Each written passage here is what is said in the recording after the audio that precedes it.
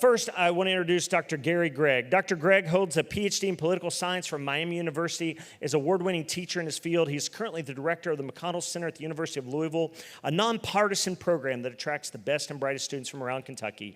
During his time as director, he has organized hundreds of educational events on campus for students and hosted events with more than 50 government dignitaries, including presidents and Supreme Court justices.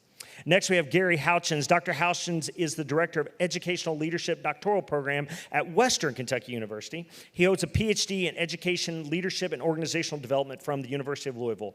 Dr. Houchins is active in educational policy, serving on the Board of Scholars for the Bluegrass Institute for Public Policy Solutions, and as a senior fellow with the Pegasus Institute. In 2016 to 19, he was a member of the Kentucky Board of Education, and in addition to his many academic publications and a long list of graduate courses taught, he writes about politics for the American Post-Liberal. Third, we have Dr. Kevin Kinghorn. Dr. Kinghorn is the professor of philosophy and religion at Asbury Seminary. He holds a doctorate in philosophy from Oxford University, where he studied under the famed philosopher Richard Swinburne, and where he also taught for several years. Among a long list of philosophical articles, Kevin writes a lot about ethics and justice. Lastly, we have Dr. Sidney Penner. Dr. Penner got his PhD in philosophy from Cornell University and has taught philosophy at multiple universities, including Cornell and Ohio State. He taught philosophy at Asbury University for nearly a decade. He's a specialist in medieval and early modern philosophy with a forthcoming book on the Jesuit theologian Francisco Suarez. Those are our panelists tonight. But our moderator is our own C.J. Carter, as I mentioned earlier. And if for no other reason besides me being a coward, C.J. had the, I don't know, maybe fortune tonight or misfortune in his birth of being raised by two, not one, but two lawyers. So it just seemed like, let's put him on stage tonight. He had to grow up with this stuff around his house. So would you all welcome our panelists to the stage? Thanks for being here. Usually when people get invited to a stage and they're introduced, they come up and say how grateful they are to be here. I'm not. Of all the nights they could have put me on stage, they put me on for the politics night, which I think is rather brave of me. But even more importantly, it makes me feel very thankful to have people brave enough to come up here and actually say what they think. I hope I will not have to say anything about what I think for the entire night. So thank you all for coming, and thank you to the panelists for being here. We'll go ahead and jump right in. I think it's helpful that we're not going to play hide the ball tonight on what we think. It's helpful to get a sense early on of where we're at. So I'm going to ask each of you in a short amount of time, might even put you on the clock, say 2 minutes, to tell us where you think you fall on the political spectrum, if that's how you would like to frame it, and why you find yourself in that position. So we'll just start at the end and work our way this way, if that's all right. Yeah. Dr. Gregg? Thanks, CJ. Let me thank you, because I heard no booze when the University of Louisville was mentioned. Incredible. You talked about civility, CJ. You've got it right here. Can I also say, do we have some scholars in the house tonight?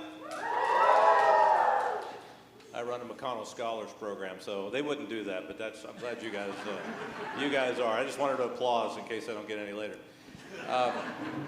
Well, first of all, I don't speak for any of my employers or namesakes. I'm going to call myself a traditionalist tonight, and I'm going to choose, I chose that because the word conservative is so confusing these days, and there's a whole lot of people that claim to be conservatives that I don't think are conservative, frankly.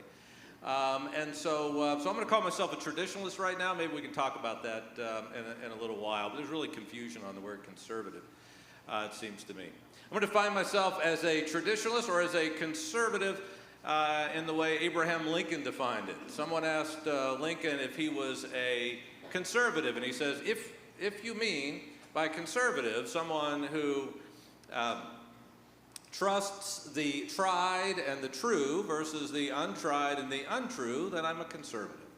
And I think that's pretty good. That summarizes me, I think, to a fair extent, the way I approach it.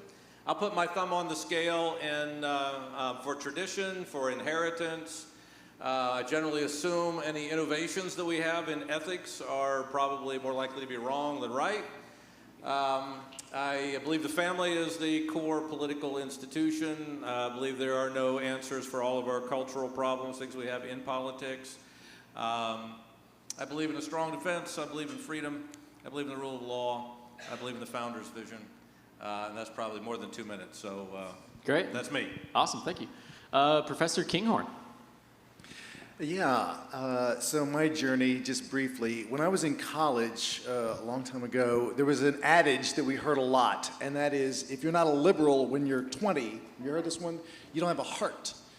But if you're not a conservative by the time you're 40, you don't have a head.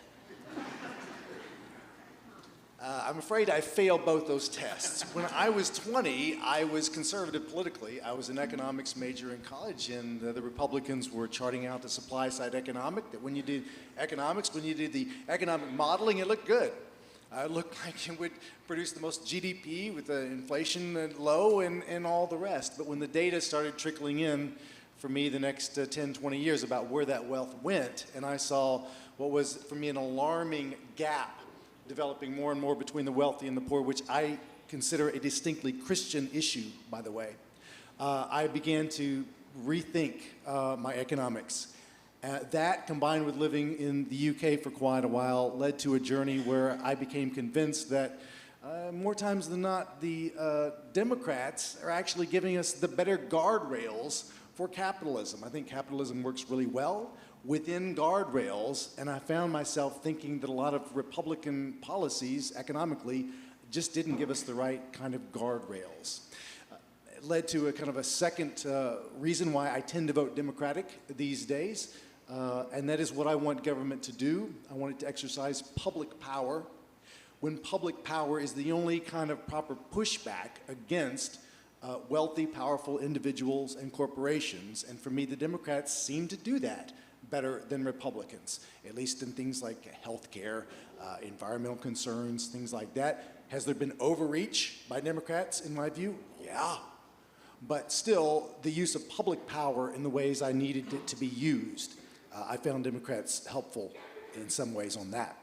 The flip side of that, and lastly, is what I don't want government to do. I don't want government leaders to be the spokesperson or to set the framing of what we might call private moral issues. I want the church to do that. So myself, I'm very much dedicated to, I don't know about conservative Christianity, Orthodox Christianity, to be sure, but I don't want politicians doing the job of framing the moral issues and speaking on behalf of the church. I think really bad stuff happens when that occurs. And in my view, there was a kind of a rather distressing trend the last 20, 30 years, and especially the last decade maybe, of maybe a mingling with conservative Christianity, which I'm very committed to, and conservative political agendas, where I felt that many conservative Christians were being drawn into conservative political agendas and letting the politicians lead the way on that. And I regarded that as a distressing alliance that I felt was really undermining the witness of the church. And so for that reason, I found myself largely unable to vote for a lot of Republican leaders who kind of had this alliance with conservative Christianity. And that's a little bit of my journey from conservatism to voting for Democrats mostly these days. Thanks.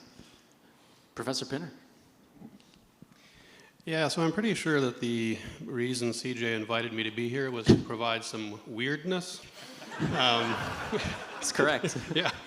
In particular, the fact that I come from a traditional Mennonite community where I was taught that it was my Christian obligation not to vote. We were political quietists. So you may have been taught that you have an obligation to vote, that it's your responsibility as a good American citizen to vote. Well, I was taught that it was my obligation as a follower of Christ not to vote. Now, it turns out I don't actually believe that anymore. My own journey has moved away from that, but I'm sure that has shaped the way I see various things, and maybe some of that will come out tonight. Now, if we're thinking about contemporary political spectrum, where I would fit on that, if that was the question, that's a tough one for me. I would sometimes describe myself as a tree-hugging, pro-life, liberal, socialist, conservative, religious nut. And if you think that combination doesn't make sense, I'm going to argue that you haven't thought enough about what those words mean. maybe I'll say more about that later. Great, thank you. Dr. Hutchins. So over the course of my life, I think I have occupied every domain on the political map.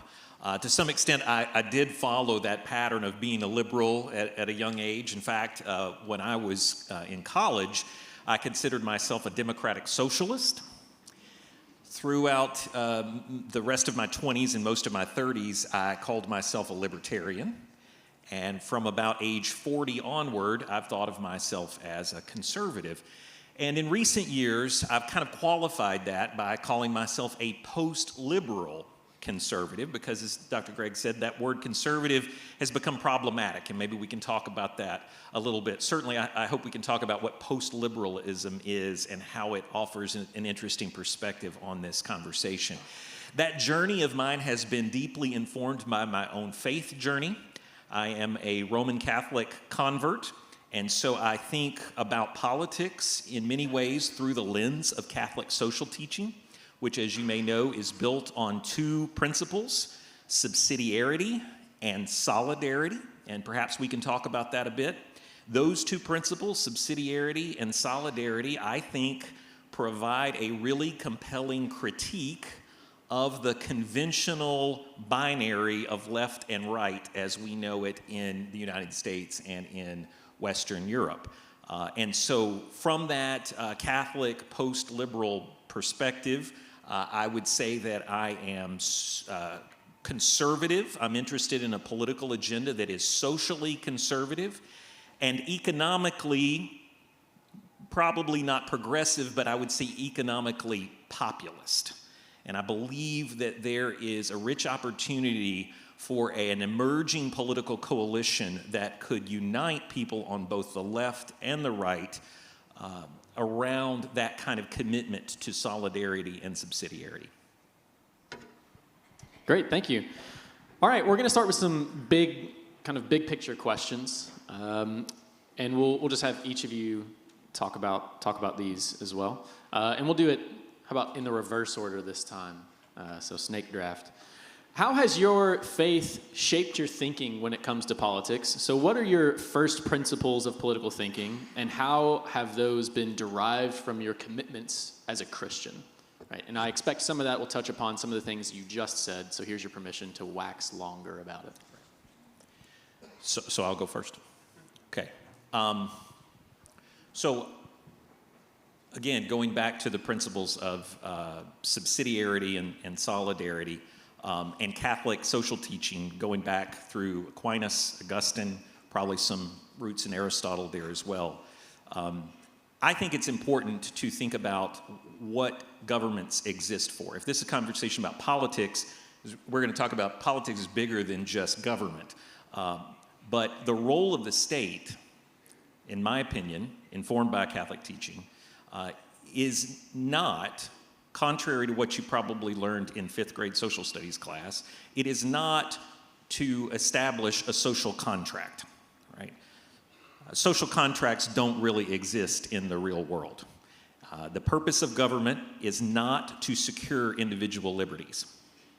Individual rights have a very important place to play in our political system, and they are divinely ordained, but they are not the reason that governments are called into being.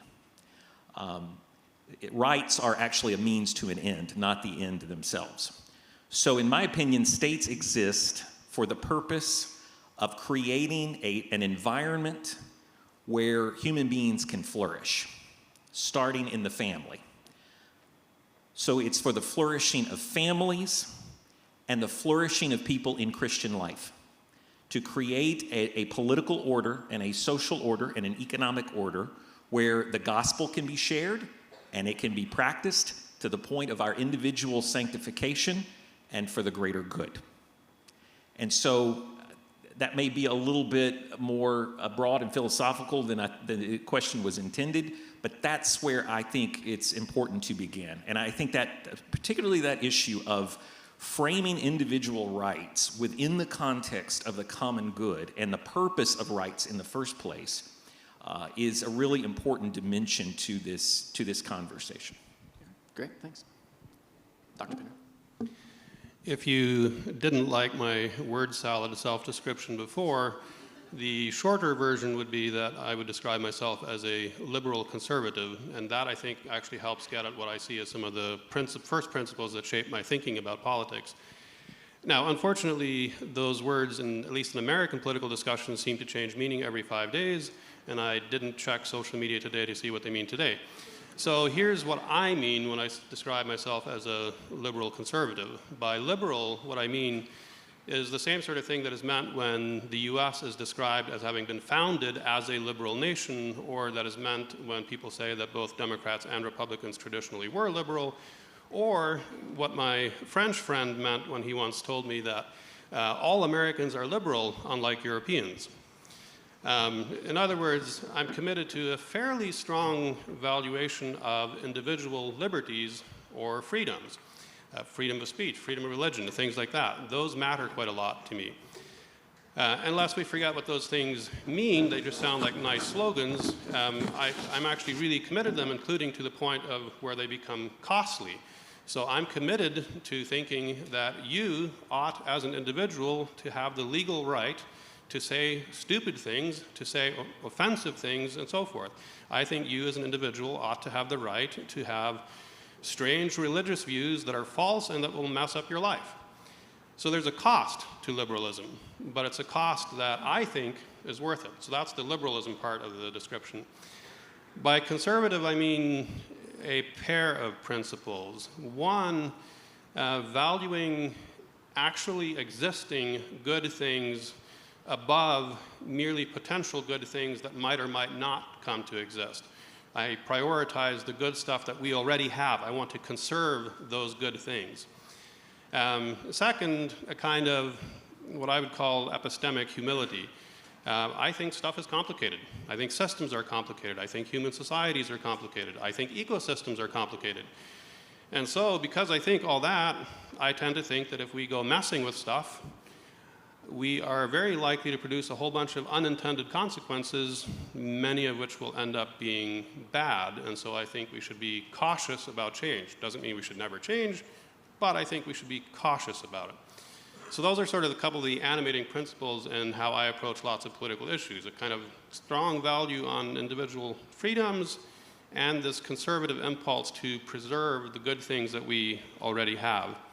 The bit about the faith commitments I struggled with a little bit. I'm sure that my faith has in lots of ways shaped my political thinking.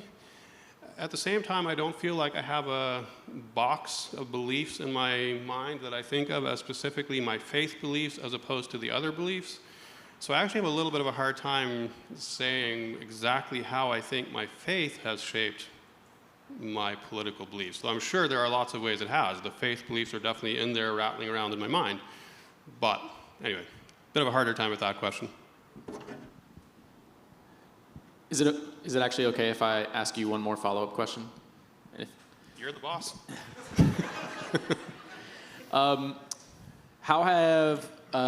has your actual political practice been shaped, presumably by some of your faith commitments? So I might actually find that difficult for the same reasons. So my practice, I take it, flows out of my beliefs, and I have a hard time pinpointing exactly where. And part of the reason is that I don't think, I've sometimes heard people say that the Bible doesn't offer a political treatise, and I think there's some truth to that, right? Like the Bible doesn't explicitly go through a list of questions about what should your constitution be like and what form of government should you have and so on. So for that reason, a little bit harder to see. Here's a couple of things. Couple of things that I think of as distinctive, maybe not unique, but certainly things that are kind of distinctive to Christian belief that I think are really important and that will affect my political outlook. Genesis 1. God creates everything and God sees that it is good. That's a strange view to have, if you actually think about it. Maybe a lot of us have grown up with it, but if you think about it, that's a strange view to have, and I think it affects how you see lots of things. So any sort of view that tries to really limit the domain of value to say just rational beings have value or just human beings have value, I don't find any of those sorts of views at all compelling because of that commitment. And that's definitely going to affect, for example, I mean, the obvious example here is going to be creation care. I think we have some sort of responsibility in that area, and that's going to flow out of that belief. The other one would be the larger Christian story of sin and forgiveness and redemption, like that whole central Christian story. That's also a strange story. And I think it's actually absolutely genius story because it manages to combine two things that are hard to combine. One, it recognizes the seriousness of sin, but it also offers the possibility of mercy and forgiveness rather than just punishing the offender. Again, I think that's actually kind of a strange view when you think about it, but that's part of the central part of the Christian story, and yes, it's going to affect how I see various political issues, for example, issues in how we structure our justice system. Good. All right, Dr. Kinghorn, I'll repeat the question one more time. How has your faith shaped your thinking when it comes to politics? What are the first principles kind of your political thinking, where you go to political thinking first? And then how are those related to or derived from your commitments as a Christian? Yeah, the first principle for me is pretty easy. My commitment as a Christian, my first principle in thinking out political systems is that the kingdom of Christ is always going to be antithetical to any political system. I think it is a biblical theme of empire, whether it's the Egyptian empire, Assyrian, Babylonian, Roman empire, the theme of empire, and the kingdom of Christ standing absolutely against any worldly claim to power. So that's my starting point. When I vote for a Democrat, I'm under no illusions. I, with eyes wide open, recognize that many commitments of the Democratic platform stand at odds and radically at odds with the kingdom of Christ. Absolutely eyes wide open, recognize that. Part of my worry has been whether, don't want to say this too rudely, but try to be honest. Part of my worry has been wondering whether my fellow Christians who are committed to conservative Christian orthodoxy would recognize that when they pull the ticket for a conservative political person, that they would also identify the ways in which their party stands absolutely at odds with the kingdom of Christ. That's just my first principle. I'm actually not a principled progressive or Democrat politically. So a lot of the principled points about subsidiarity and other conservative points, I actually agree with. I'm more of a pragmatist in terms of which party is right now going to do the best job at keeping in reign what I think are the main dangers. And that's why these days I tend to vote Democratic. Give me a good principled conservative in 10 years, I could give a very different talk. Invite me back 10 years. All right, Dr. Greg? Looking forward to that in 10 years. We're going to have us back, CJ. I hope. Do your thing and at your center. I think one of the things that you see on the panel tonight is how difficult, what seems to be an easy question, probably when CJ posed it, he thought this would be easy maybe. It's very complicated. It's very difficult. It's very complicated. I think back to, over my life, and you try to pull strands of what made me who I am. I mean, can any of you do that? Because we don't think through life like, these are my 5 principles in this box, and now let me apply them. We evolve, we grow, we change, we develop, we read things, we encounter people, etc. So I think it's a really complicated question. And I'm a political scientist. So I come at this from the angle of being not a theologian, but a political scientist who's also a Christian. And so I'm going to plead ignorance on, I don't know, maybe my own principles. I'm not sure what I'm thinking ignorance on. I'm pleading ignorance on something here. But as I thought about it, I thought of 2 core principles that I could pull out as it seems to be the starting point of any, I don't know whether that was air conditioning or a storm, but I see it's a terrible storm that has broken out there. You're good. You're lucky to be in here.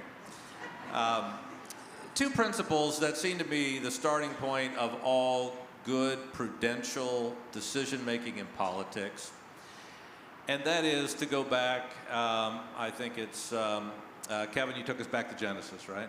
I'll take us back to Genesis and say, I believe that we are fallen creatures.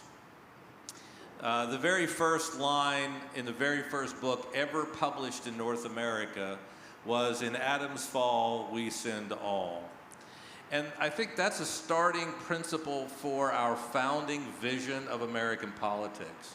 You can see it everywhere in separation of powers, checks and balances, federalism, our court system, the rule of law, civilian control of the military, you name it. So I think that's a foundational principle that leads me, an understanding, I'm not going to say it's a principle, it's an understanding of humanity that leads me to a kind of low politics.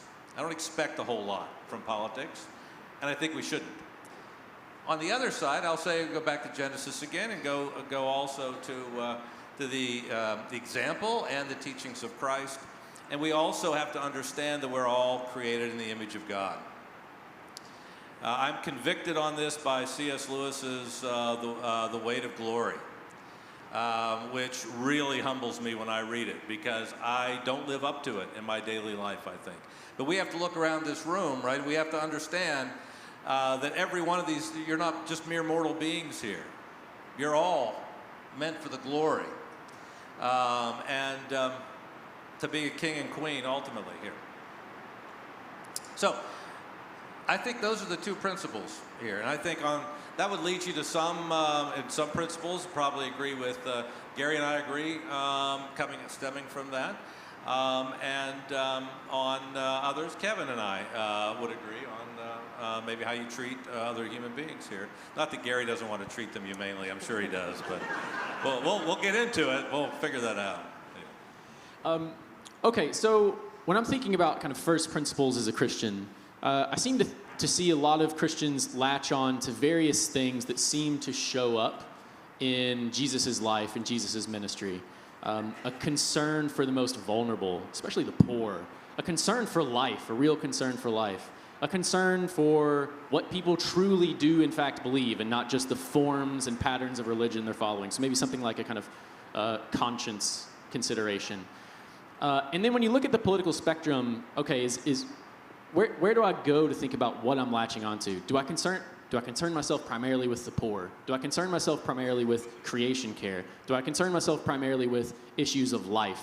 And I'm wondering, and this is for any of you, whoever wants to jump in here, what do you think should be some of the first touch points as a Christian that we start to think about that, and maybe we do just order them. Maybe it's more important to think about this issue first rather than thinking about this issue without getting into the particular issues, like not a particular policy. But should we care about life? Should we care about that? Prioritize that over thinking about poverty or justice or creation or whatever. How do you think we go about adjudicating the relative importance of these concerns that have real political outworking? So for any of you. Go ahead, Kevin. I'll go. So I like the life bit. I would just want an expanded, abundant life. But you might say, well, now it's become so vague, I don't know what falls within that. But that's fair enough.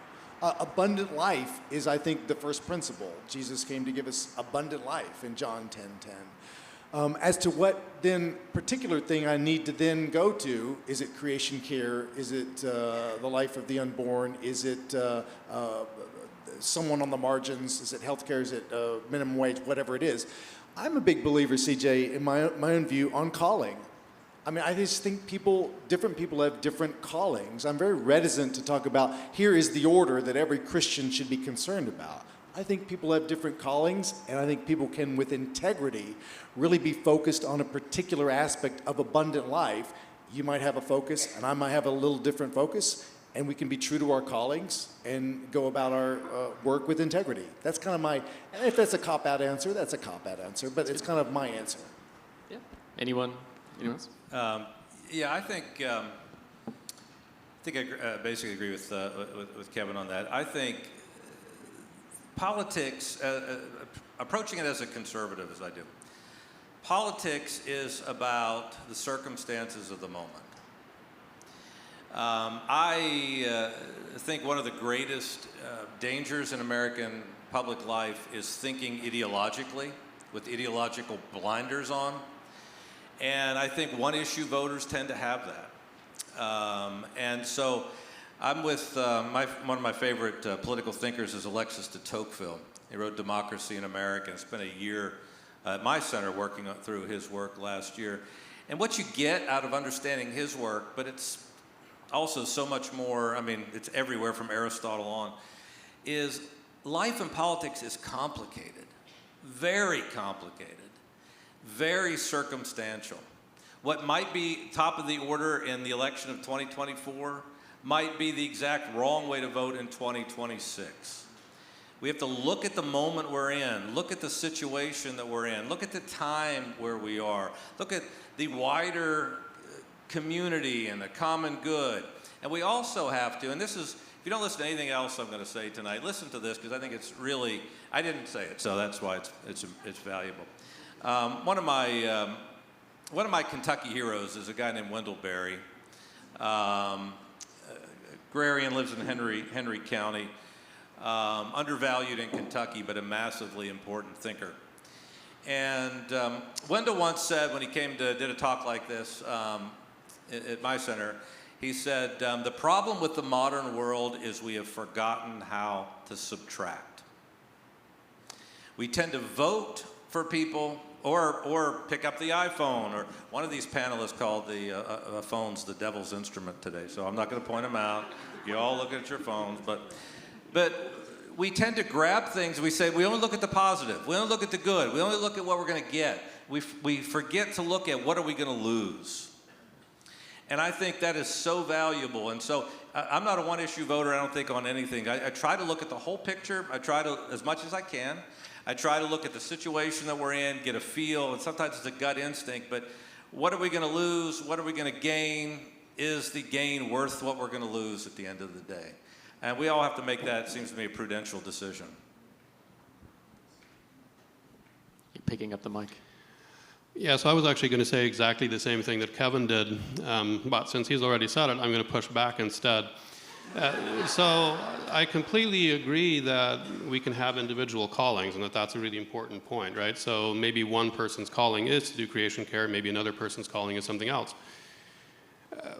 But maybe what gives bite to CJ's question is sometimes when we're busy preserving one thing, we sacrifice other things in order to preserve it. And that might be where we need to keep the broader set in mind and have a bit of a picture of how do these rank in a hierarchy, how important are the different things. I'm assuming you'll actually agree with that, but that does seem like a relevant point to bring up, that sometimes we'll face difficult questions where we can't do everything and we have to decide what to sacrifice for what. And I think I concur with everything my friends have said here. Just though to build on a point that Gary was making about how the priority in any given time will change depending on what the circumstances are. And so here, maybe let me be perhaps a little controversial and actually articulate some issues that I think should be of top importance to Christians politically today. And that is, and I'm drawing off of the work of Rod Dreher here. If you're familiar with Rod Dreher, he wrote The Benedict Option. As an aside, he wrote a book about 10 years ago called Crunchy Cons. I think that's actually what Dr. Penner is a crunchy con. Rod Dreher, though, he makes a very clear case, I think, that we have to prioritize issues related to life, marriage, and human sexuality.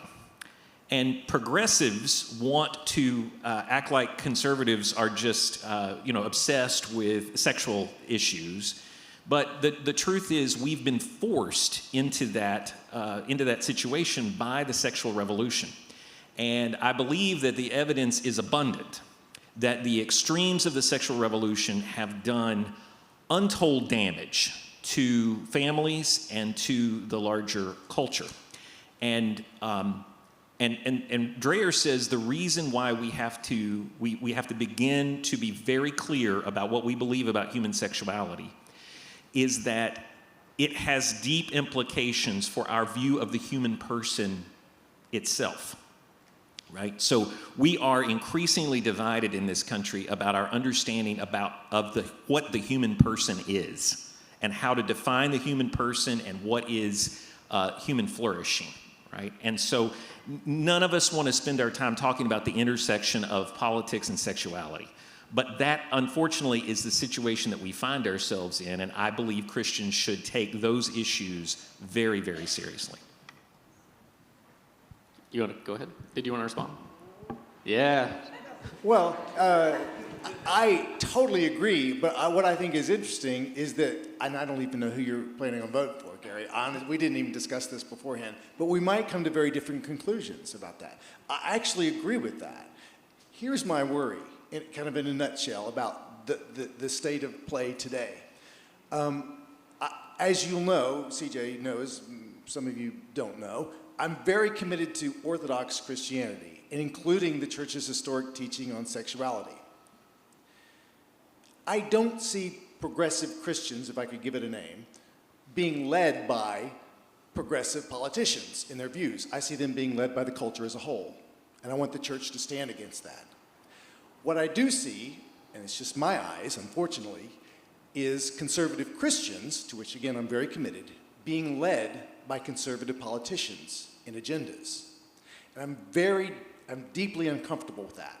I think it's done untold damage to the witness of the church. By the way, just very frankly, my friends in England, where I lived for many years over the summer, they find it baffling that conservative Christians would be wedded to conservative politicians. Over there, the conservative Christians, typically, among my friends, are Labor, or they're left-wing Green Party people, something like that. So I'm the kind of person, even though I'm not really a progressive, it's interesting, I'm the progressive voice on the panel, but over there I think you would have had a hard time finding the conservative Christian who is the conservative political person. Just worth thinking about. Yeah, interesting. Okay, well, happy to get a little more controversial. Maybe not the other people on the panel, but what do you just, in general, among other Christians, what are some wrong ways that Christians go about thinking about politics? You don't have to call names. You know. We can talk to the faceless crowd. You know. I would say that the wrongest way that I see Christians thinking about politics is thinking that somehow an election outcome is going to change the culture. I think that's very wrong-headed. And I think we are living in a post-Christian culture where the underlying Christian consensus of our society is gone, and an election does not change that. And I think a lot of people are pretty clear-headed in recognizing that, but I see a lot of partisans, especially on the right, who seem to be oblivious to that. If we just get Trump elected, are you kidding? Trump is not a conservative. He's not, right? And so we may feel like we have to support a guy like that because he's better than the alternative. But a Trump presidency is not going to turn back the clock on what's happening in our culture. And that's work we have to do in our churches, in our communities. There's not a political solution for that. Yeah, if I could jump in. Two Garys agree on that, at least tonight for sure. This is I was talking about Tocqueville. You know, political life, culture is very complicated. And so I do think there are a lot of Christians, not everyone, but there are a lot of Christians who look at the political realm as a way to feel instantly good, maybe, and maybe even hope that there will be some kind of massive change in the culture. But Gary's absolutely right. Culture is where it starts. Politics swims downstream from culture. And I think I agree with Kevin on this as well, that too many Christian leaders have embraced, for political purposes or power purposes or money purposes or whatever, they've embraced people that really are not Orthodox Christians, and probably at the end of the day don't have their best interest in mind, frankly.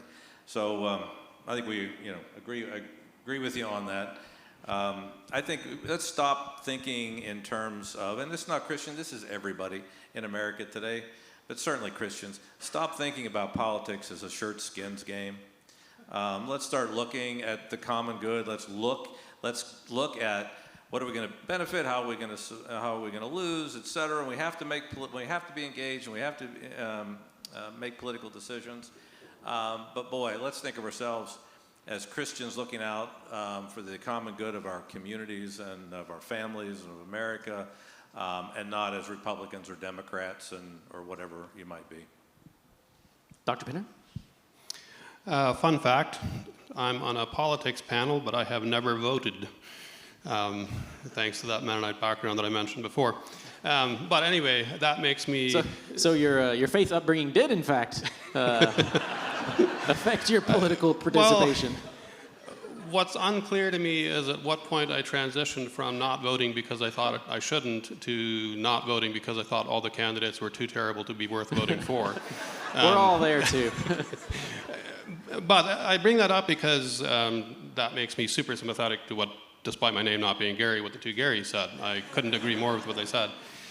What I'd like to add maybe is that I think when Christians do get into politics, there's a couple of dangers. One, we become far too attached to wielding power, and I think we start winning battles at the expense of losing wars. I think we did that back with the prohibition stuff, and I worry that that's what's happening with the pro-life agenda now. So I think it's worth remembering that, and this goes along with what both of the Garys were saying, right? Like, the cultural stuff is where it's at. You want to be politically influential?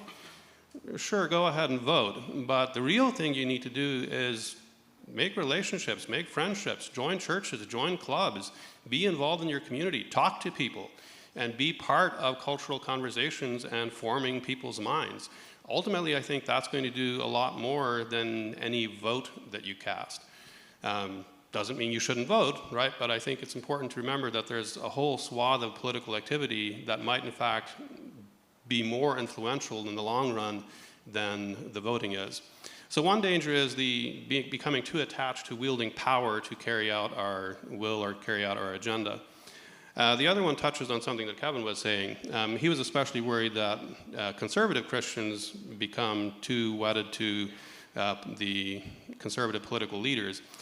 I actually am maybe equally worried that this is happening on the progressive side, and this comes partly from my experience in the Mennonite Church. So quite a lot of Mennonite churches have, in fact, dropped their traditional opposition to voting.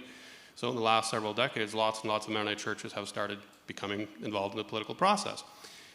Mennonite beliefs don't fit nicely with either the Democrat platform or the Republican platform. But once the Mennonites started voting, they had to pick, right? Which party are they going to vote for? And they did. And here's what's happened in the ensuing decades. You now have Democrat Mennonites who basically agree with pretty much everything the Democrats say, and you have Republican Mennonites who basically agree with pretty much everything the Republicans say, and congregations are being split, and the churches are going a separate way. That strikes me as really, really unfortunate. It strikes me as the political dog wagging the religious tail rather than Christians participating in the political process and actually being a beneficial influence in the political process. Good. Yeah, Dr. Kingler.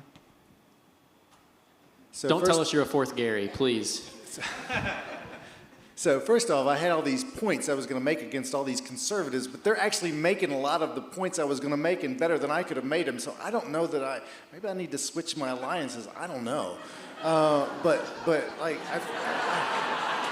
I don't know where I am now because I was going to make all these points, but they're too, like, I don't know. They're not the conservatives that I'm used to dealing with. Ask them if they care about the poor. But to Sydney's point, I'll help you. The only pushback I would give is just to Sydney's last point.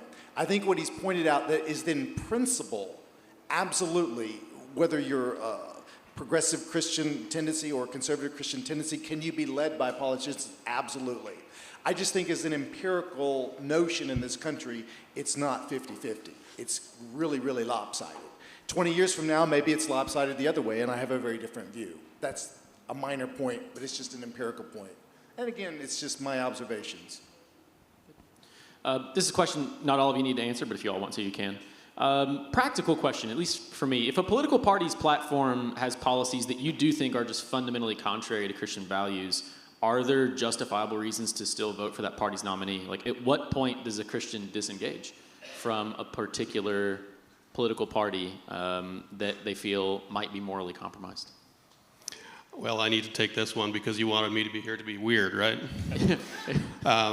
So my view actually is that it is morally wrong to vote for Trump and that it is morally wrong to vote for Harris. So I'm assuming on that issue, at least, I'm going to be at the odds with a whole lot of people in this room. What I want to say in defense of that is that one of the things I have long found strange is that most Christians I talk to insist that they are not consequentialists, and in fact that consequentialism is evil when we talk ethics. They will insist that it is very important that we not think that the end always justifies the means. And yet, as soon as we start talking about politics, my experience, most Christians immediately start sounding like consequentialists. That's what seems to me to underlie the assumption that you should vote for the lesser of two evils. That looks like quintessential consequentialist reasoning. Maybe that reasoning is wrong. Maybe we shouldn't think that the end justifies the mean in that case, and maybe we should just think that certain views are so antithetical to our own value that it's wrong to cast a vote for it. At least I think that's an option that we should take seriously. I could say things to qualify that, but I think I'll just leave it like that. Yeah, anyone else? What do we do when we see political parties that are morally compromised? I think it's a great question. I sort of wrestled with that question over the weekend, thinking about this panel and the hard questions CJ was going to ask us. And I'm not sure I'm right. I want to say this because I want some feedback, and I want some maybe feedback from you guys. Because I'm not sure I'm right about this. But the way I formulated it is in my head, a little bit different than CJ just did. But how do we vote as Christians for a potentially flawed political party? And the way I thought about approaching it was, let's not vote as Christians. Let's vote as Americans, influenced by our Christianity, by our ethics, by our values, by the culture that we kind of want to see. I don't know whether that makes sense as a differentiation. But I think we are here in America. We are in Kentucky. We are in communities. We are embedded in communities. We are bodies with one another here. Let's think about what is good for the body politic. Let's think about, I don't think it's a shame to be a patriot. I think I'm a patriot. You're wearing, have you shown them your socks? Well, yes. I have George Washington on my socks here tonight, so. I did not think of that when I put them on, but yes. Well done, CJ. Yes, I think I'm a patriot, and I think that's okay. And I think my vote, though, is, so as an American, but influenced by my Christianity, but being a Christian. What that leads to, though, is my vote is going to go to a candidate that is, as I would, if I was voting as a pure Christian, be very flawed. And for a political party that is very flawed. Well, that's the world we live in. That's politics. That's this flaw. We are fallen humans. This is what we are. And that's going to lead to maybe some bad, if I make a prudential decision, because things are complicated, to vote for one party or the other, and one party wins, my values, I'm going to lose some of my values probably in the political realm.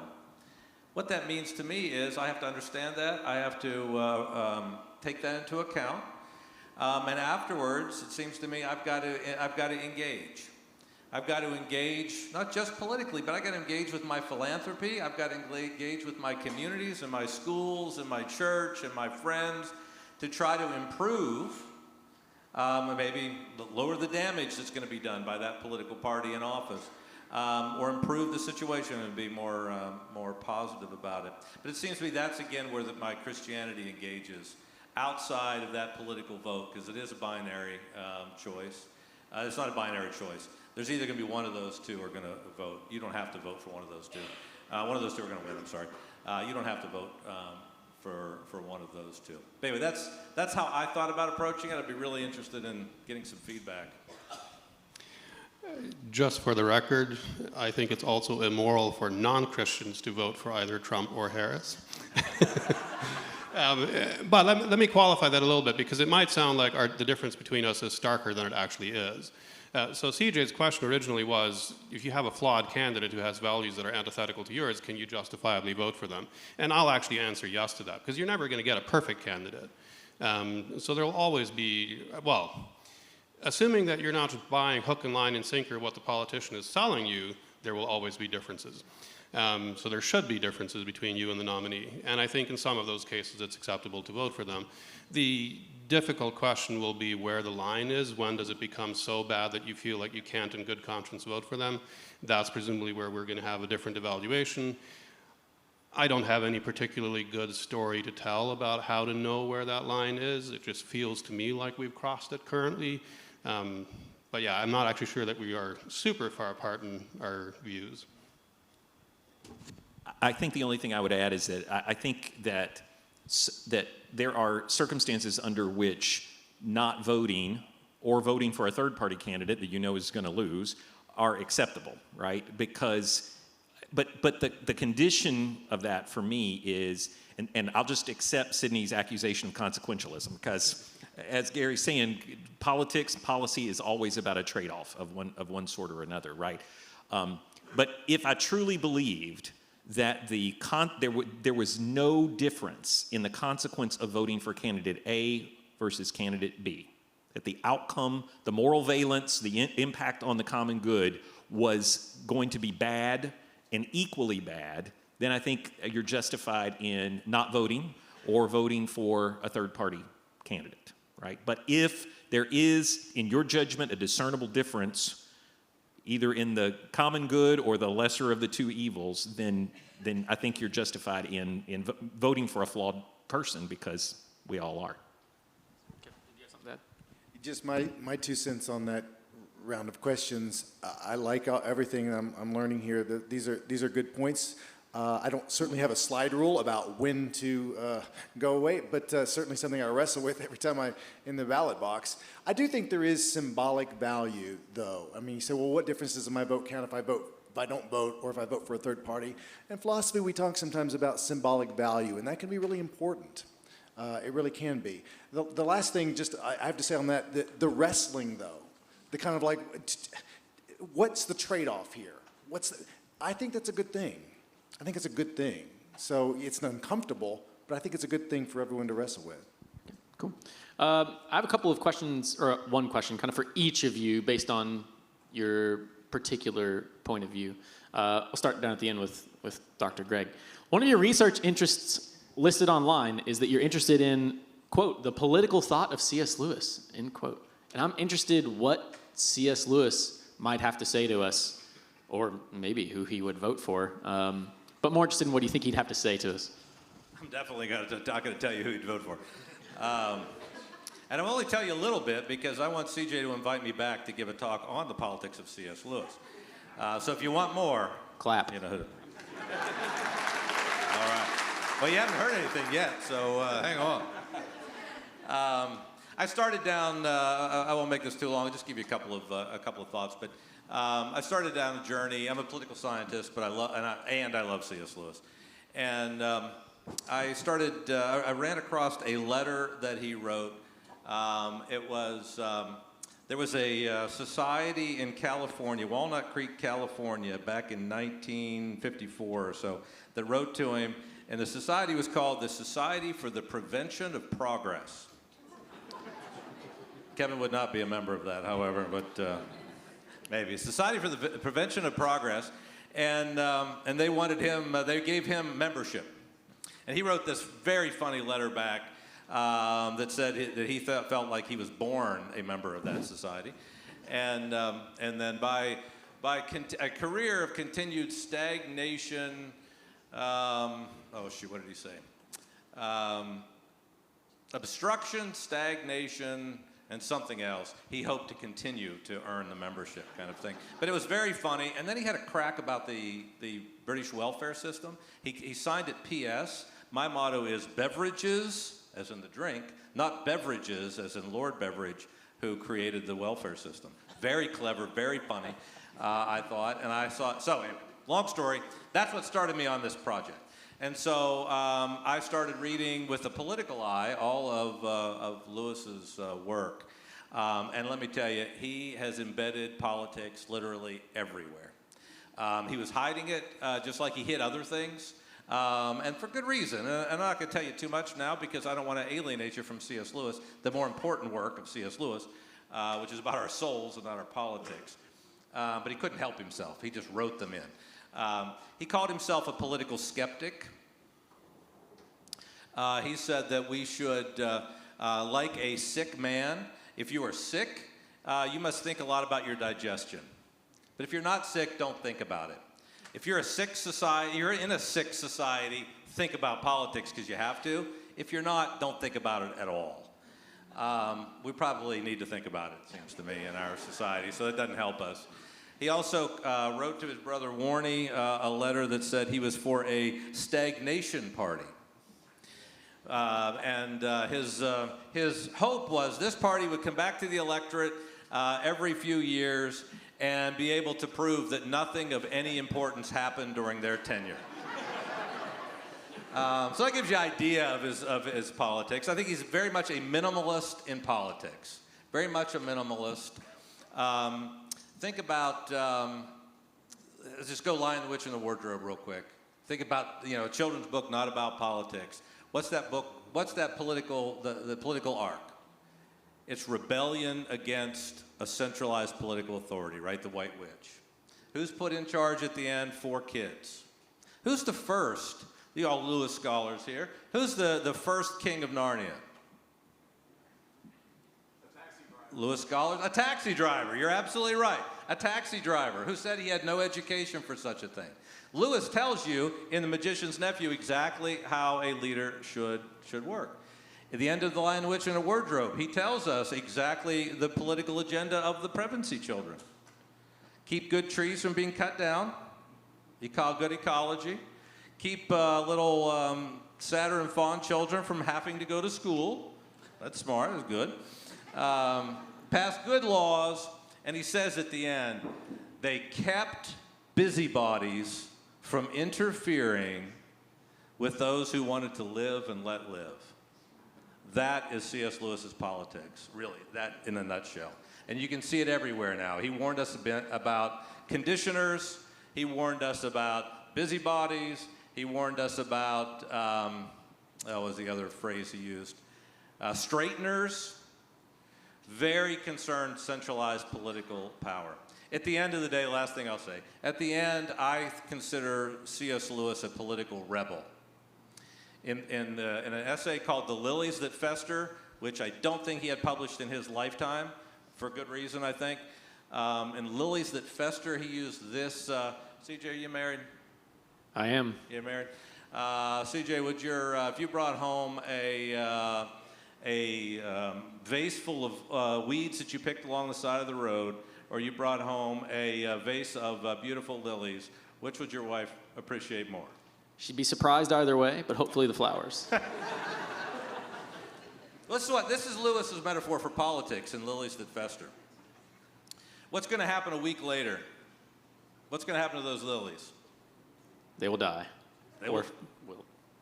They'll Right. die, they'll wilt, Yeah. but they'll also start to fester. They'll start to stink, right? This is our politicians that promise us they're going to, I'm not even going to say a phrase. You name a giant phrase, like change everything. This is, the warning is, when they get in power and it goes bad, it's going to go really bad. Really, really bad, and it's likely to be really, really bad for the average person who Lewis really wanted to defend. So you're better off electing weeds that don't promise you very much, but when they dry up at the end of the day, your life's not going to be terribly changed either. So anyway, invite me back. I'll talk all about Lewis's politics. That was great. Someday. Yeah. All right, Dr. Houchins. So you describe yourself as a post-liberal. I'll let you lay out a little bit more about what that means. My impression is that post-liberals generally consider themselves to be like deeply and properly conservative, but disagree pretty strongly with what goes by conservative today in many circles. What's wrong with what most people call conservatism today that the post-liberals are looking to correct? So post-liberalism is essentially a conservative critique, but it's a critique of both the modern political left and the modern political right because of the concern of how both sides have embraced some of the underlying assumptions of modern liberalism and have taken them to an extreme. And the key concern is the liberal emphasis on the subjective individual as the center point around which all of society and politics should be organized. And the post-liberals see the excessive ideological, the identitarian politics of the left as a manifestation of this, the extreme manifestations of the sexual revolution institutionalized by the political left, and they see the damage that has been done by the right's embrace of free markets without a sufficient sense of the common good. All of that combined as undermining all of the things that conservatives ultimately want to conserve. If our concern is about conserving the family, if it's about conserving traditional ways of life, if it's about conserving the natural environment, Wendell Berry, then we have a real problem on both the left and the right in terms of our idolatry of the individual self. And so post-liberalism suggests, it's partly a philosophical critique, and it's also I think a slowly emerging political agenda that I think has promise for building a new coalition of left and right that reasserts the common good as the core organizing principle of politics. And so I think from post-liberalism, you're going to see, certainly you see a commitment to traditional socially conservative values, but you're also seeing an emerging willingness to reconsider free trade as the ultimate organizing principle of the economy, for example, and a commitment to national sovereignty that also involves the sovereignty of economies, for example. And so I think this is, in many ways, a kind of conservatism that you can easily identify if you go back as far as G.K. Chesterton and the Christian Democrat parties of Europe that once sort of represented what we would, they defies our current political categories, but they would in many ways be, in our modern language, socially conservative and politically liberal. And to me, I think it's one of the most exciting things that is happening on the political right. And I think there is an underlying political philosophy that gives lasting meaning to what Donald Trump, roughly describes as, America first. And I'm really interested to see where that conversation goes. Thanks. All right, Dr. Kinghorn, I made a joke earlier about the poor, but now I want you to wax about the poor if you'd like to. How do you think that Christians are doing a good job of taking care of the poor? And do you think that the use of the government apparatuses are a good way that we can step in and address some of the concerns of the poor? My own just personal experiences after college, I worked a couple years at a homeless shelter, and I can tell you, because I was coordinating volunteers, that there's a lot of wonderful secular people who volunteered at homeless shelters, and there's a huge number of church-going, Bible-thumping people that, man, they were there for everything, if you asked them. So anecdotally, like in just different spots, does the church do a good job? I think a lot of times, yeah. There's some people that do a great job. But holistically, in terms of coordinating, the church doesn't do a good job. my own experiences at churches, it's very hard to get them to work together for anything, to keep people from going through the cracks. If it's not my church's program, devoting resources to that,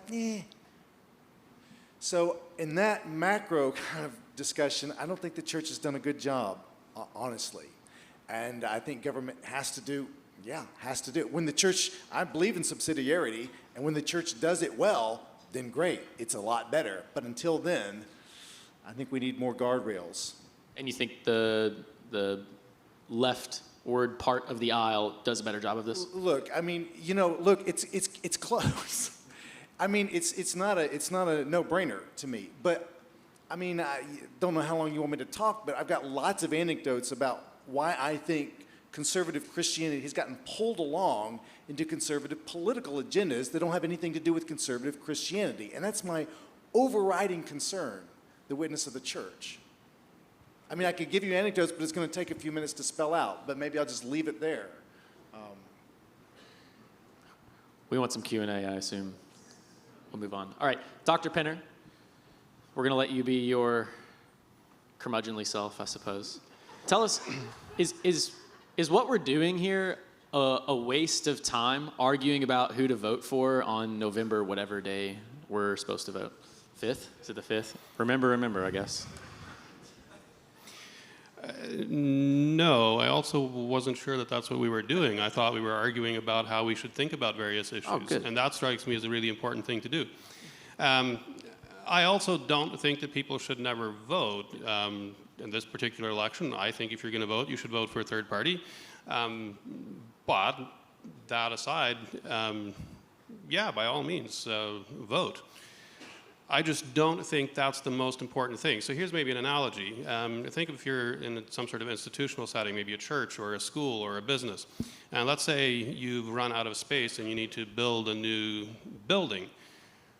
You get some people to form a committee that are going to look into this. They'll talk to lots of people, figure out what the needs are of the organization and what are the mechanisms by which you can meet those needs and what can you afford and all sorts of stuff like that. And at some point, all of this may be formulated carefully in document form and put in front of some people and they'll vote on it. But who did the important work there? Not the people voting, right? I'm not saying that that doesn't matter. I'm not saying they shouldn't vote. That's part of the process. But a lot of the really important work that you couldn't do this without is the people who are on that committee who go out and talk to people and figure out what the needs are of the organization and so on and so forth. And I think exactly the same thing is true in a political context.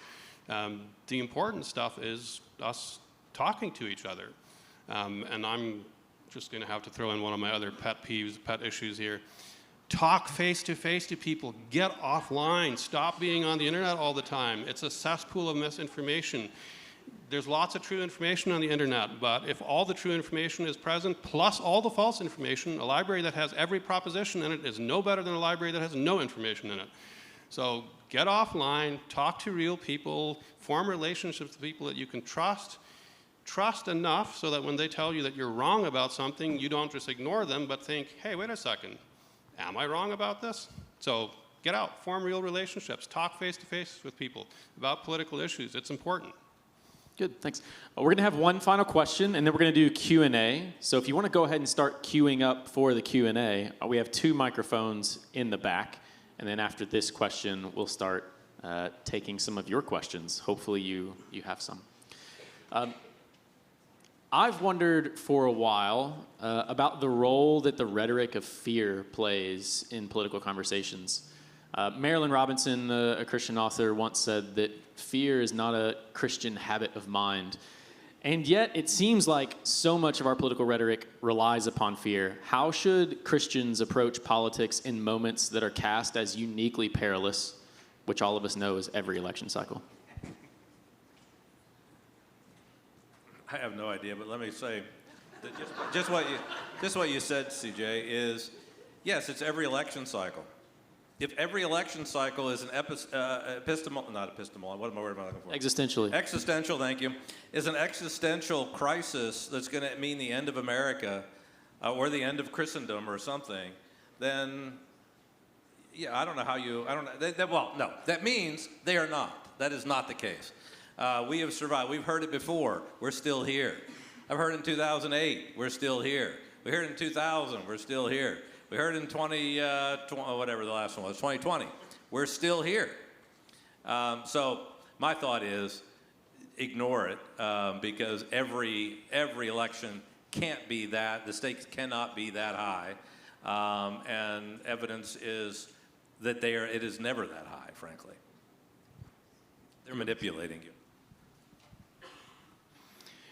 I'm tempted to defend fear to some degree. There are genuine dangers around, and sometimes fear is a reasonable response to danger, and I think fear plays a valuable role in our psychological lives. In particular, fear is a good motivator. So sometimes we need motivation to do something. So sometimes recognizing a danger and being afraid of the danger, I think, is useful. That said, I think it's worth keeping in mind that emotions like fear may be good at motivating you. They are really, really terrible at getting you to think in a clear-headed way.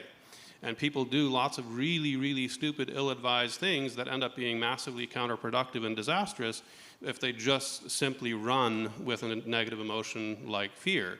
So I guess I kind of want to say sometimes it might be right to be afraid, but recognize the danger and also learn how to think a little bit more calmly and maybe also use other people. So if somebody tells you, hey, wait a second, maybe that's not actually the direction you want to run, well, maybe recognize that if you're running out of fear, you might well have misidentified what direction you should be running, and maybe you should pay attention to the person who's telling you, that's not where you want to run to. Good. Anyone else? Dr. Kinghorn? So a few years ago, I had a proposal to teach a course at Asbury Seminary. And if you listen closely, you can still hear the reverberation of the thud of that idea hitting the floor, never to be picked up again by the committees. But the idea was for a theology of emotions, which I think is terribly important. A theology of what kinds of emotions are important to cultivate in spiritual formation. They give us not just the mind of Christ, but the heart of Christ. So your question about fear, I think, is really good. Here's, I think, one interesting question to ask yourself as you're listening to politicians. What emotion is being cultivated in me listening to this? And is that the kind of emotion that I recognize as the drawing of the Holy Spirit? Or is it the kind of emotion that Satan often uses to get at me, to be divisive, or in some way to walk away from the kingdom? I think it's an interesting question. So I don't have anything profound to say about fear per se. I think both those points are good as far as I can see. But more robustly, a theology of the emotions and what emotions are being cultivated as I listen to politicians, I think is a really important kind of thing to ask ourselves. I think I would also like to maybe offer one cheer for fear, in the sense that it is appropriate to look at the world around you and be concerned about what's happening and what the future might look like. I certainly am concerned that my children may not enjoy the same level of prosperity that I have enjoyed because of the condition of the world. I'm certainly concerned that at some point in the near future, life for Christians who are faithful to the gospel may become much more difficult than it has been historically in this country. I am fearful that the polarization in our country will eventually lead to the demise of our republic. And that makes me sad. And it motivates me to be politically engaged, because to the extent that we can engage with our fellow citizens in ways that may stall at best, if not potentially heal those divisions and avert those risks, then we should do that. We should take that concern and be politically motivated by it. What we are not allowed to do as Christians is to despair. We are people of hope, and we know how this story ends, right? And so even if all of those worst case scenarios come to bear, God is faithful to his people, and things may get rough, but we know in the end what the resolution of the story is going to be. And for that reason, we can joyfully go into the fight to make our world a better place. Would you all give a round of applause for our panelists?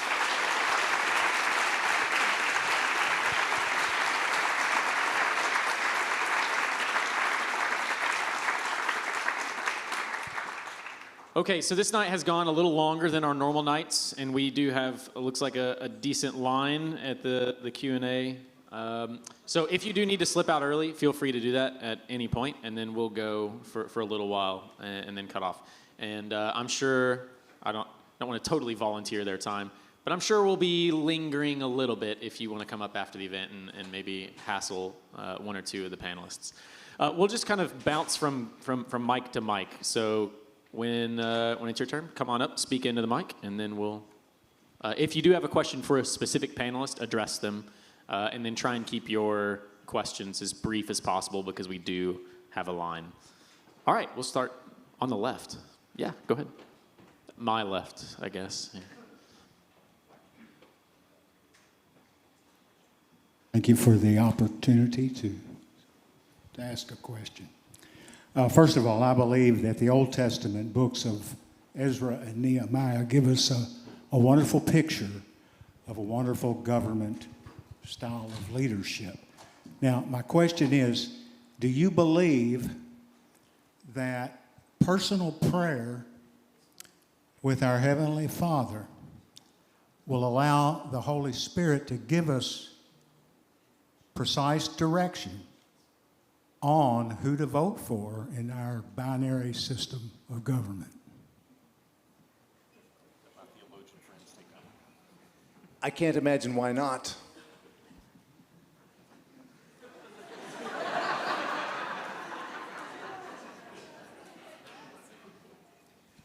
Let me add one quick little thing to that.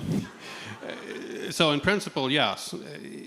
My worry is that in practice, this often amounts to Christians saying, the Holy Spirit told me stuff, and when you say the Holy Spirit told you something, well, you're just wrong.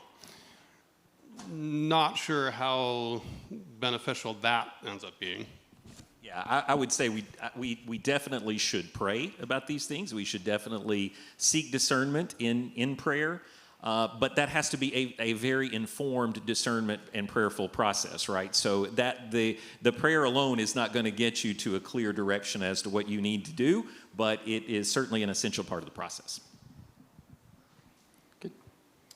Hi, thank you for your talk tonight. I just had a quick question regarding media and how we can view that as Christians today.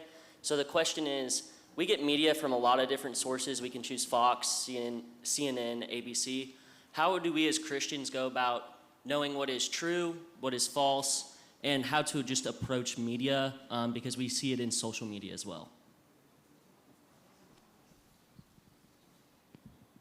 I'm going to stop the fear-mongering table for jumping in on this. Which I agree with everything they had to say, though. It was great. I think we're at a very difficult time. I mean, we're at a time, I say it's more difficult than ever, but the problems used to be you'd have one newspaper maybe, and they were controlled by a political party. Now we have so much nonsense out there. I think the way I approach it is I listen to everything from NPR, which I listen to on the way, which is about as left as you can get, to Fox. I never watch the Fox evening stuff, but I watch Fox News, the actual news programs, and I listen to the podcast that Fox puts out. I read National Review. I also read the Washington Post. I try to look around and test what I'm hearing. I think the biggest problem we have today is the algorithms and the echo chambers that we are in. You got to break out of that. You got to fool the algorithm. Pretend you're interested in other things or whatever. Talk to other people. Talk to people you disagree with. Get out of the intellectual, the little intellectual ghetto that you might be in, and talk to your neighbors. I taught a semester-long course on basically this question, so I could go on for a long time. But let me make one fairly quick point followed with an anecdote. We need to become better consumers. Our tendency is to always just blame the media. The media this, the media that, the media gets all these things wrong, the media leads us astray, and so on. They're just feeding us what we want to hear. They know exactly what stories people click on. They keep track of that. We're clicking on the stories that they're feeding us. So we need to take responsibility and become better consumers of media.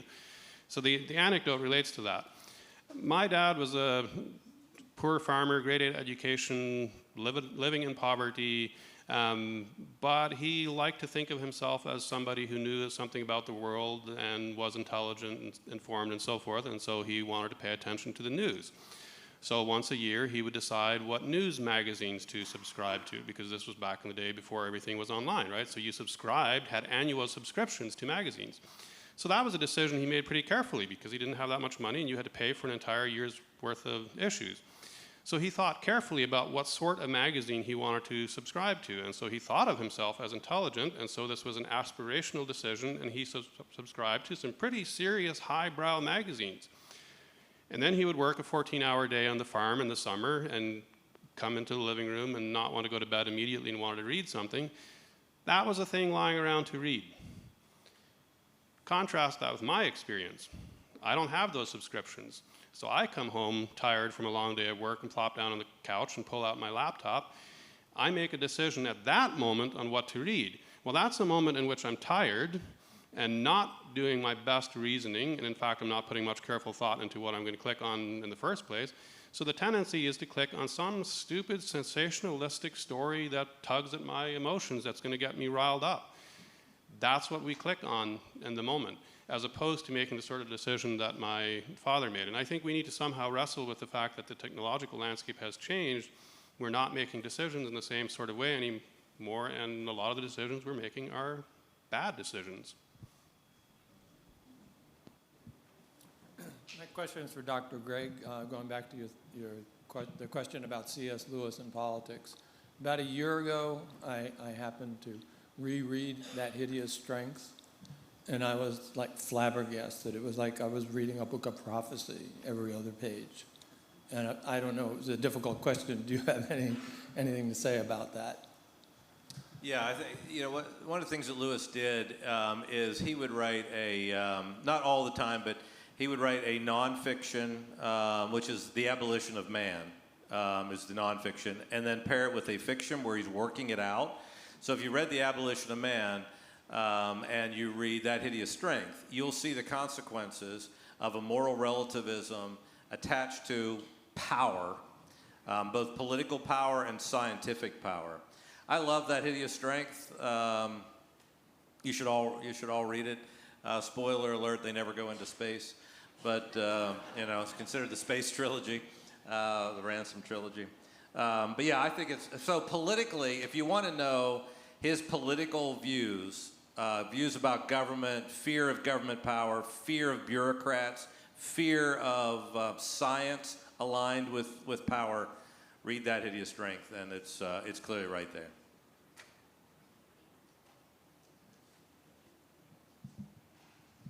Hi, my name's Rebecca.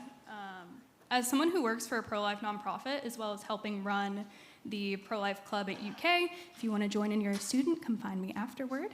The life issue is really close to my heart, so I wanted to ask Mr. Pinner.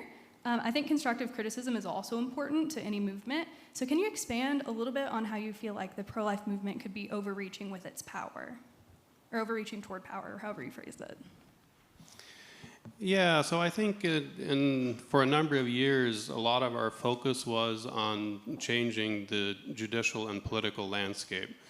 And that's now changed, right? Roe v. Wade was overturned. And at least in the churches that I was most familiar with, most of my fellow Christians seemed overjoyed at the overturning of Roe v. Wade and thought this was a major landmark moment of progress for the pro-life cause. I admit that when I heard that it was overturned, I was worried. And I was worried because I had been teaching ethics for many years in a Christian university setting, and I had read lots of papers from students on abortion, and I knew that by and large they were not very good at defending the position. They almost always straw-manned the opponents, and really badly. I would assign a pro-choice article in class, and they would get the thing that the person said in the first paragraph completely wrong. And so what I was worried about is we weren't actually prepared to engage in conversations face-to-face with our fellow citizens and actually say, persuasive things. Our focus had been on the use of judicial and political power. Now we're going to be in a position where we need to talk face to face and change hearts and minds. And I don't think that we're in a good position to do so. I don't think we've prepared properly to do so. I don't think we've grappled with the things that are actually complicated about the issue. We've pretended it's more straightforward than it is, and so forth. So yeah, so I worry that we've focused our efforts in the wrong place, and that's going to end up backfiring. Maybe I'll be wrong, but that's the concern that I have.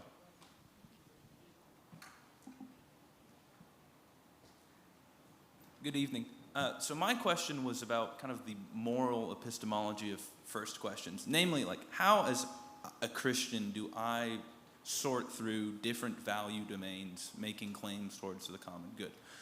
It seems to me really important that we don't slide into kind of an easy consequentialism, but also realizing that very often in appearance and in first face values, that different value domains make competing demands on us. I think vocation is very helpful, but clearly we also experience universal moral calls. And also, in our moral epistemology, what role does authority play in us making these decisions, right? How should I weigh tradition against my own experience? Should I just, simply submit to the authority of Rome on all matters? I imagine some panelists might have different answers to that.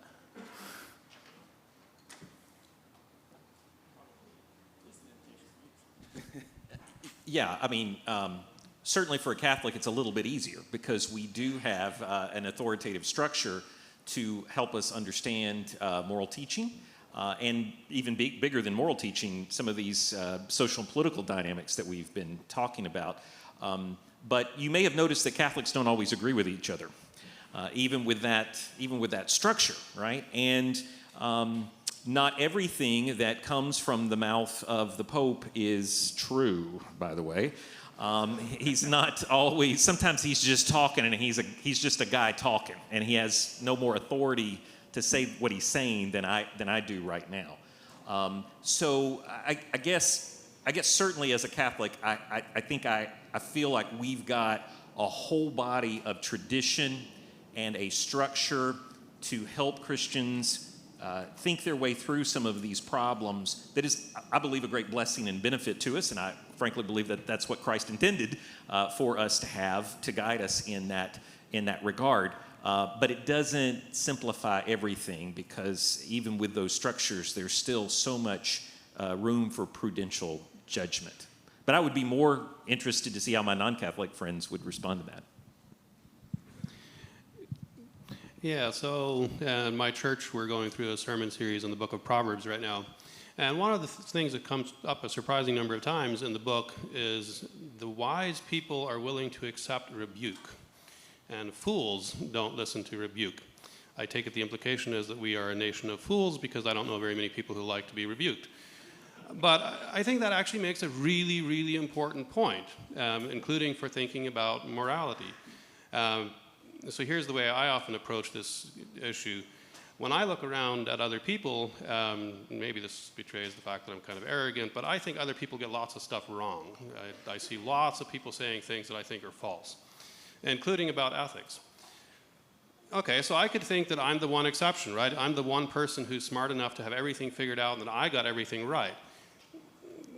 Okay, I'm not that arrogant, right? Like, I understand that that's not plausible. If everybody else got stuff wrong about morality, then so do I. Question, how do I correct those things? It's important to me that I want to have true beliefs. I don't want to have false beliefs. I want to believe what's true about morality, about my obligations are. So how do I figure that out? Because if you ask me, what are my false beliefs? I can't tell you. I have no idea which of my beliefs are false. I wouldn't believe them if I already knew that they were false. So there's a real sort of practical dilemma here. I think I have false beliefs, but I have no idea what those false beliefs are. The best shot that I can think of for figuring out what my false beliefs are is doing the thing that Proverbs talks about. Being willing to take rebukes from other people. Being willing when somebody else tells me that, hey, Sydney, I think you're wrong about this. Instead of then concluding, oh, well, that means that they're wrong. Take them seriously. give them a fair hearing. Maybe it turns out that they're right. That's obviously not a sort of easy, straightforward answer to moral epistemological questions, but it does seem to me an important ingredient in the process of figuring out what we should believe. Really quickly, if I could, CJ, the last part of your question was about theological methodology, which is a great question, way too big to discuss, but the fact that you're wrestling with it is great. In terms of domains of value, my counsel is always to come up with a robust human anthropology, a robust Christian view of what human flourishing consists in. Spoiler alert, it involves Trinitarian reflecting relationships of love and interdependence, which we enter into through radical self-sacrificial love. The virtues then get you to that ideal, but starting with a robust Christian anthropology, which involves a robust theology of the body and everything else that makes us human, critical.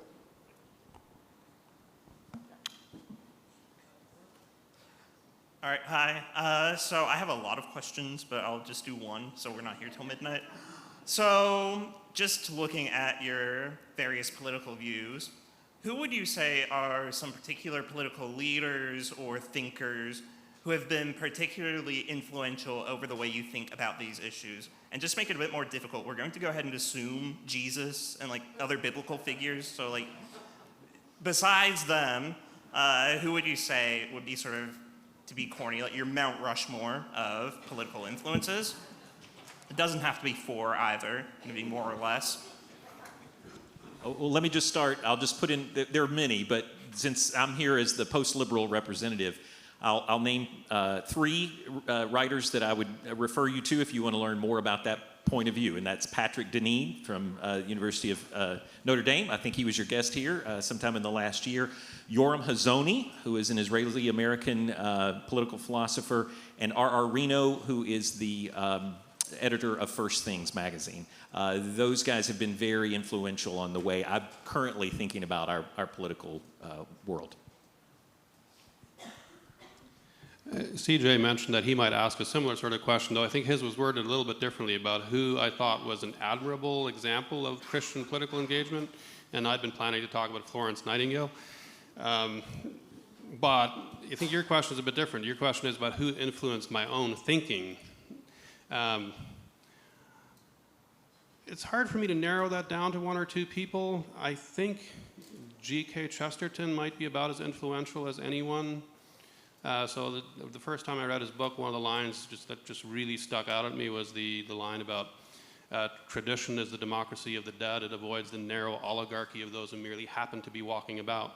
It was one of those lines when I read it, I was like, I'd never thought about this before, and as soon as I read it, I was like, actually, that sounds right, yeah. And I think that's kind of shaped a lot of my thinking since then. My Mount Rushmore would be Edmund Burke, Russell Kirk, C.S. Lewis, and probably this dates me to when I grew up and became politically engaged for the first time, and that would be Ronald Reagan. I was 13 when I was in 1980, so that's where I really started my political journey. Can I put in a pitch for Dorothy Day also? Hi, thank you for coming. I believe it was Washington who fundamentally opposed the two-party system, and here we are 200 years later with a two-party system. So my question for you is, are there any merits to a two-party system, and if so, what are they? Well, that's a bomb. Fearmongers, do you want to take them? Washington did oppose a party system for sure. All the founders did, really. I mean, well, going to Federalist 10, all that kind of stuff. Look, I will say that I have come more and more to the conclusion that the two-party system is the root of much of our evil in American politics today. The primary system is really the evil. I won't go into that, but if you want to, I'll talk about that. Well, let me just say this. If you're not happy with Donald Trump and Kamala Harris being your binary choice, blame the party system and the primary system, except Kamala got around that, but nonetheless, that's a... Anyway, down with the two-party system. I forgot which side I'm on. Who's next? That side, all right. Yeah. Directed to the gentleman. Okay, I just want to thank you all for coming out tonight. But my question, we got on talking about like the poor earlier and helping like in shelters like that. I had a question. I was like, what do you believe the Christian belief should be in helping kind of immigrants coming into here, or our government taxpayer money paying for, homeless people to live and like leeching off of our like taxpayer money? What do you think about that? How should a Christian belief work for that? All right. Now we've gotten there.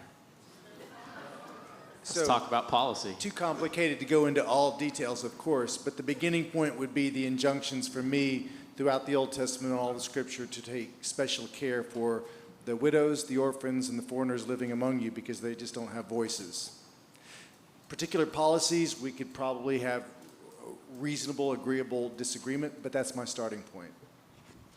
Yeah, and there's no question that the biblical mandate is to look after the most vulnerable and to prioritize them, right? That does not mean, however, that we have to have open borders. And I think there's a good case to be made that our immigration policy, or lack thereof, has done irreparable damage to the working class of this country. And it's not racist and it's not xenophobic to say that a country should have borders that can be secured. And we can do both. We can welcome newcomers. We can take care of them. We're one of the most welcoming countries in the world in terms of our refugees. But we can also say that our borders can and should be secure. All right. This side. This one's directed to the gentleman on the left. I think we see eye to eye, so I'm looking forward to hear your insight on this. So we discussed one-issue voters, but I can't really see a large difference in the candidates. Both are pro-abortion. We know Kamala is, and then Trump has also said that he opposes a federal abortion ban, and he's all right with abortion within a certain amount of weeks of pregnancy. Both are pro-war, Kamala in Ukraine and Trump in the Middle East, supporting an Israeli strike in Iran's oil facilities and nuclear sites, which would escalate to a regional conflict. And both are pro-immigration. Kamala is obviously pro-illegal immigration, and Trump is pro-legal immigration through green card to diplomas, which would give jobs to foreigners coming into America, taking them away from Americans who go to college. And both have economic policies that are detrimental. Not that that really matters, because we can just print more money. And with all this in mind, I don't believe Trump is America first anymore. Not only this, but he normalizes neoconservatism and sets up people like J.D. Vance for 2028 and redefines what it means to be America first from what it was in 2016. So why do you think that he is still an America first option? Well, I think you made a really good case for why a person of goodwill could, in good conscience, decide not to vote for either of those two people. And I completely respect that choice. If you came to the conclusion that there was really no qualitative difference in the effect of electing Trump versus Harris, completely get that. Trump is a terribly flawed candidate. You named a number of the ways in which he deviates from what I think is true conservative values and true conservative policies. For me, it comes down to a number of positions that Harris has taken that are fundamentally opposed to my own values and commitments, that my conscience will not allow me to vote for her. And so I believe that the consequences of a Trump presidency, complicated as they may be, are better than the results of a Harris presidency. So that's where I fall out. But I can also completely respect a person with their informed conscience coming to a different conclusion. All right. I would also recommend a book. It's called In Libido Domini by E. Michael Jones. It talks about the sexual revolution, and he's a Catholic scholar. I think you'd enjoy him. Thank you. Cool. Two final questions. We got two last questions. Go ahead. All right, this question is directed more at Dr. Houchins. Earlier, you said that we can't expect to change culture or society by just electing a political candidate. But it would seem to me that it would actually be the opposite, that culture is actually downstream from politics. To appeal to someone wiser than me, I'd say Plato says that the character of the state is derived from the character of the people, and the character of the people is heavily influenced by the character of the state, so it creates a circle. As modern examples, gay marriage changed the way we view marriage. Obama was a political figure that became a cultural figure. So when you say that we can't expect to change culture or society by just electing a specific candidate, how would you defend your position against those counterexamples? Right. So I think you're absolutely right that there is a creative dynamic between the culture and politics, right? And they do inform each other. So if I spoke in such a way as to suggest those are not interdependent with each other, then I was simplifying a point that maybe I was trying to make there. You're absolutely right. The elections have consequences, and the culture influences that process, and it matters. It matters for the culture. My point, though, is that simply electing Trump does not stop what is happening to our increasingly post-Christian culture. I think it taps the brakes, and that's important. I think that the brake tapping is a key reason why I think a Trump presidency is going to be better than a Harris presidency. But I don't think that stops, that gets us off the hook from the genuine culture building that Christians have to do to define what it means to be a Christian in a post-Christian culture and to continue to build Christian culture in the face of a lot of opposition. I think that is work that has to be done above and beyond politics. Thank you. All right, our final question. So this question is directed to Dr. Craig. Earlier when you brought up Lewis, you mentioned a quote by him, which the gist was like, a man only thinks about his digestion when he's sick. When he's healthy, he doesn't care. The implication being that one doesn't necessarily think about politics until, the situation is already problematic.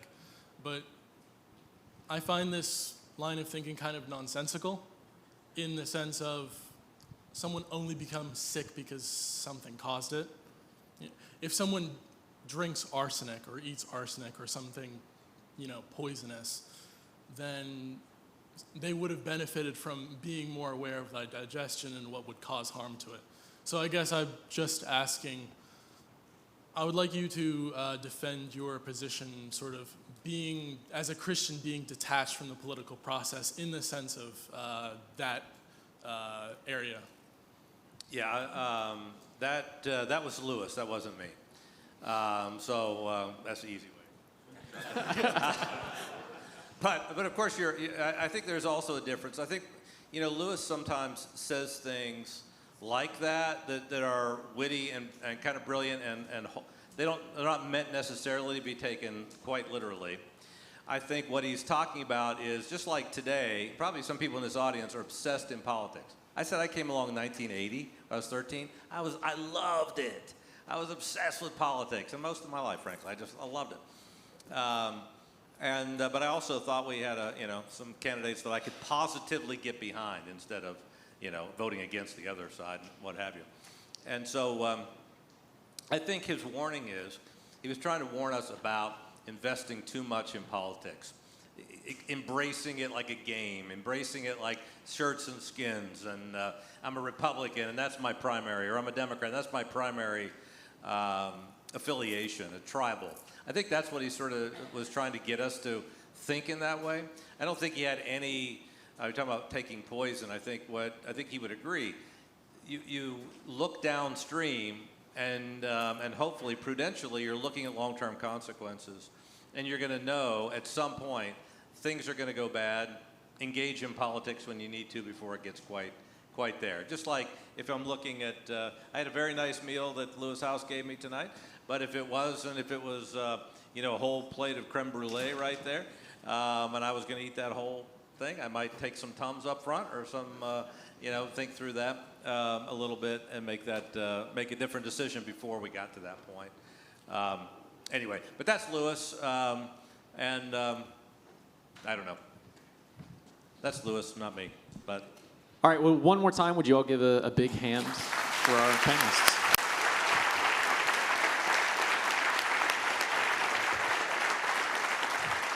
Well, Just a final couple of quick announcements. If some themes, some things we've talked about tonight, we do have some books that are kind of around the theme of tonight back at the book table. We also have a whole section of the library. If you go in there, kind of in the middle section that says politics, kind of one of the subheadings, and there's a number of books in there you can check out. Next month, remember 11/13, Wednesday night, we have our lecture about Van Gogh and art and how we see God through the works of art. And lastly, let me just mention this briefly. And if you want to find some of us on staff, myself, Derek King, Nick Cater in the back, some of our staff members, if you're interested in being a patron of Lewis House and just helping you go, hey, I love this place. I think it's great. I'd love to see it continue in the work, flourish and continue to go on for years to come. We'd love to talk to you about that little insert in there. But again, thank you all so much for coming, and we'll hope to see you again soon. Thanks.